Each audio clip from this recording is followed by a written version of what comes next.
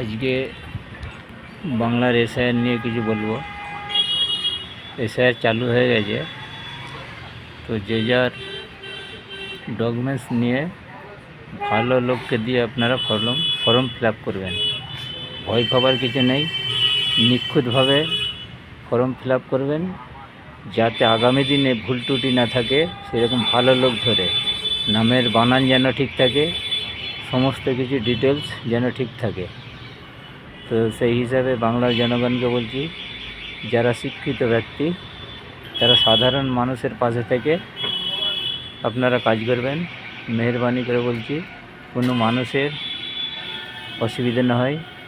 আমরা সবাই পশ্চিমবাংলার ভাই ভাই এবং সকলের সহযোগিতা চাই এবং আপনারও সহযোগিতা চাই।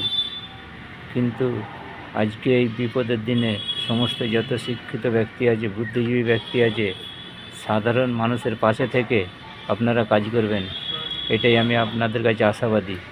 আপনি যদি এই সাধারণ মানুষের, মূর্খ সূর্খ মানুষের, যারা অবুঝ, যারা বোঝে না, লেখাপড়া জানে না, তাদের প্রতি আপনারা যদি একটু হেল্প করেন, তারা আপনাকে অন্তর দিয়ে উপরওয়ালার কাছে আপনার কাছে দোয়া চাইবেন, কিন্তু নিশ্চয়ই চাইবে তারা। তো সেই কারণে বলছি ভাই, মানুষের পাশে কাজ করাটা আমাদের কাম্য। সবাই তার বাবা মায়ের পয়সা নেই, লেখাপড়া শিখতে পারে না। একবারে গরিব অসহায় মানুষদের তারা বিপদে না পড়ে, বিপদের দিনেই বন্ধু হয়ে দাঁড়াতে হবে, তবে আপনাকে সম্মান করবে। এইটুকু আপনাদের কাছে আশাবাদী। এসআইআর নিয়ে কোনো ভয় পাওয়ার সাধারণ মানুষের কারণ নেই। সমস্ত পার্টি যারা আছে তারাও মানুষকে সহযোগিতা করুক, কারণ এই যা মানুষের চিন্তা বেরিয়ে দিয়েছে, খুব মারাত্মক একটা ডেঞ্জার, একটা বিপদের মুখে।